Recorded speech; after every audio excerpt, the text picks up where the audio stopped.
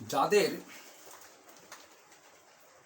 সহযোগিতা এবং পাশে দাঁড়ানো, এই প্রকাশনাটি নিয়ে বহু চেষ্টা করেছেন আমার পিতা লেখক মিহির দত্ত। তিনি তার জীবন দশায় পারেনি। আমি দেখেছি, আমি নিরুপায় ছিলাম তখন, আমার শিশুকাল তখন। 2007 সালে তিনি প্রয়াত হন। মহান মুক্তিযুদ্ধে বুলেট ইঞ্জুরির কারণে দুরারোগ্য ব্যাধি লিভার ক্যান্সারে আক্রান্ত হয়ে তিনি পরলোক গমন করেন। তার জীবনদশায় আমি দেখেছি যে বহু দ্বারে তিনি এই বইটি নিয়ে গিয়েছিলেন সহযোগিতার চেয়ে। সেই বইটি কেন জানি না আমার হাত থেকেই সম্পূর্ণ হবে এই আশাও আমার ছিল না, কিন্তু আমাকে অনেকেই সহযোগিতা করেছেন। কেউ বা মানসিকভাবে, কেউ বা আমার আর্থিকভাবে আমাকে, কেউ বা আমার পাশে কায়িক শ্রম দিয়ে সহযোগিতা করেছেন। সকলের নাম আমি বলতে পারলাম না, ক্ষমা সুন্দর দৃষ্টিতে দেখবেন।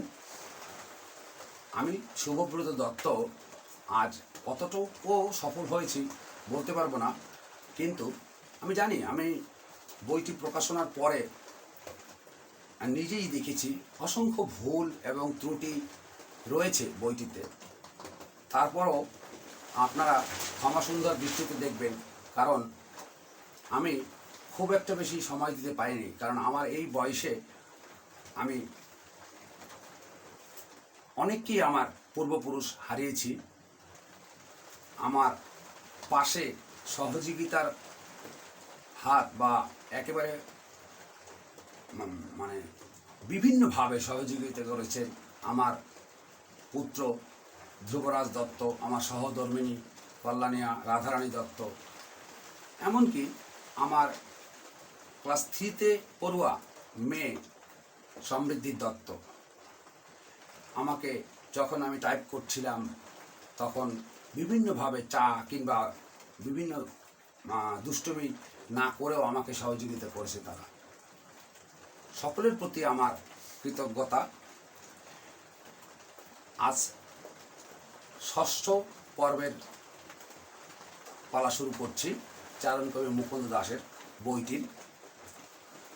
আদ্যাশক্তি মন্দির বরিশাল পৌরসভার প্রান্তসীমার বাহিরে তৎকালীন সময়ে, কাশীপুর আমাদের নগরীর মধ্যে ছিল না, পৌরসভার বাহিরে ছিল, তাই পৌরসভার প্রান্তসীমা লিখেছেন এখানে লেখক।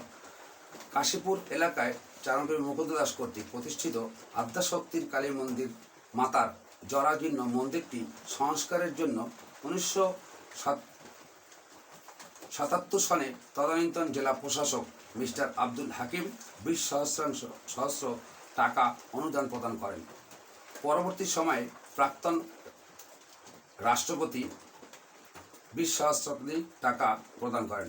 এছাড়াও বাংলা একাডেমি সাবেক জেলা প্রশাসক মিস্টার আব্দুল আউয়াল, স্থানীয় উদীচী এবং সর্বোপরি কবির শতবর্ষপূর্তি উৎসবে বরিশাল শিল্পকলা একাডেমির উদ্যোগে 1979 এবং সক্রিয় সহানুভূতি নিঃসন্দেহে কবির বিস্মিত প্রায় আদর্শকে নবজাগৃতির পথে নিয়ে যাবে। শিল্পকলা একাডেমি বা যাদের নাম বললাম, এছাড়াও এই মন্দিরটিকে আরও সৌন্দর্য বর্ধনে বহু শুভাকাঙ্ক্ষী কিংবা এমনকি অন্য ধর্ম অবলম্বী অনেকের সহযোগিতা ছিল এই মন্দিরটায়, বা এখনও আছে। এটা আমার অভিমত, কারণ লেখক তখন দেখেনি। এই মন্দিরটির পিছনে কাশীপুরের মুখার্জি পরিবারেরও একটি বিশেষ অবদান রয়েছে। তাদের সকল পরিবারেরই কিছু না কিছু ওই অত্র এলাকার কিছু না কিছু সহযোগিতার জন্য আজকে মন্দিরটি রয়েছে পূজা অর্চনা বা এর মাধ্যমে। বেশ কিছু জমি সরকার কর্তৃক অ্যাকোয়ার করে নেওয়া হয়েছে। বর্তমানে মন্দিরটি পূজা অর্চনা চলছে এবং ভালোই চলছে। যাই হোক, আমরা বইতে আসি, ইতিহাসে আসি। মুকুন্দের যৌবন। মুকুন্দের জীবন কাহিনী প্রাথমিকভাবে পাওয়া যায়নি। অনেক মুকুন্দ ভক্ত বলেছেন যে কবি স্বয়ং ডায়েরি আকারে আত্মপরিচয় লিখেছেন, যদিও তার মৃত্যুর পরে এর কোনো খোঁজ পাওয়া যায়নি। কথা ঠিক যে চারণ কবির মৃত্যুর অবহিত করে তার একনিষ্ঠ ভক্ত বন্ধু এবং তার সুবিস্তীর্ণ জীবনের সুযোগ্য পরামর্শদাতা সুরেশচন্দ্র গুপ্ত মহাশয় মুকুন্দ জীবনী রচনা করেছিলেন। সেই পাণ্ডুলিপিখানা যারা পড়েছিলেন আংশিক হলেও তারা বলেছেন যে কবি সঠিক কোনো সময় বৈষ্ণব ধর্ম গ্রহণ করেছিলেন, তাও ওই লেখায় উল্লেখিত হয়নি। তিনি যে যৌবনের প্রারম্ভেই বৈষ্ণব ধর্মের দীক্ষা নিয়েছিলেন তা উল্লিখিত আছে মাত্র। আরও উল্লিখিত ছিল যে তিনি বৈষ্ণব ধর্ম গ্রহণ করলেও ওই সময়ে তার চারিত্রিক বা বাহ্যিক জীবনে তেমন কোনো বৈপ্লবিক পরিবর্তন ঘটেনি। যজ্ঞেশ্বরের নাম পরিবর্তন করে কি করে তিনি মুকুন্দ হলেন তা পরবর্তী অধ্যায়ে আলোচিত হবে।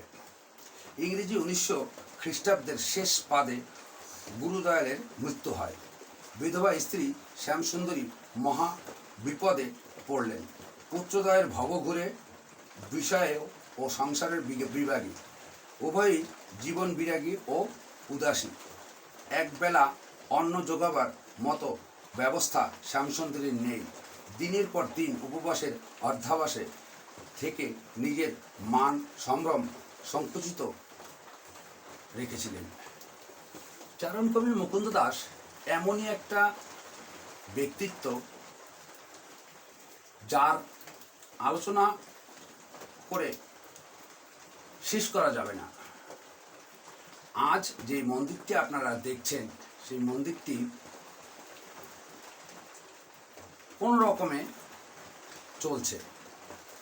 যদি এই মন্দিরটি আজ বড় কোনো সরকারি অনুদান পেত তাহলে মনে হয় মাথা উঁচু করে দাঁড়াতে পারত, কারণ আজকের এই চারণকবি মুকুন্দ দাসের মন্দিরটি ছিল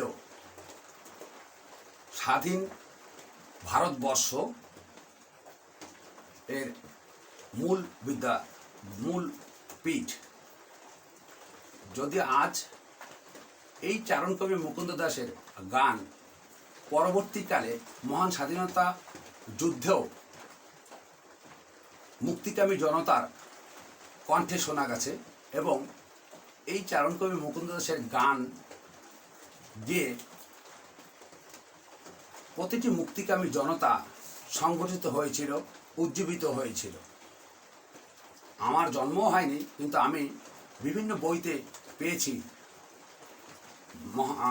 মহান স্বাধীনতার অগ্নিঝরা 7ই মার্চ বঙ্গবন্ধু যখন 7ই মার্চের স্বাধীনতার ঘোষণা দিয়েছিলেন তখন বরিশালে গার্লস স্কুলে সচিবালয় স্থাপিত করা হয়েছিল। সেখানে গণসঙ্গীতে এই চারণকবি মুকুন্দ দাস, কাজী নজরুল ইসলাম, রবীন্দ্রনাথ এরকম বহু মহান ব্যক্তিত্বের গান গেয়ে এই মুক্তিকামী জনতা এবং মুক্তিযোদ্ধাদের সংগঠিত করা হয়েছিল। আজ এ পর্যন্তই। নমস্কার, ভালো থাকবেন।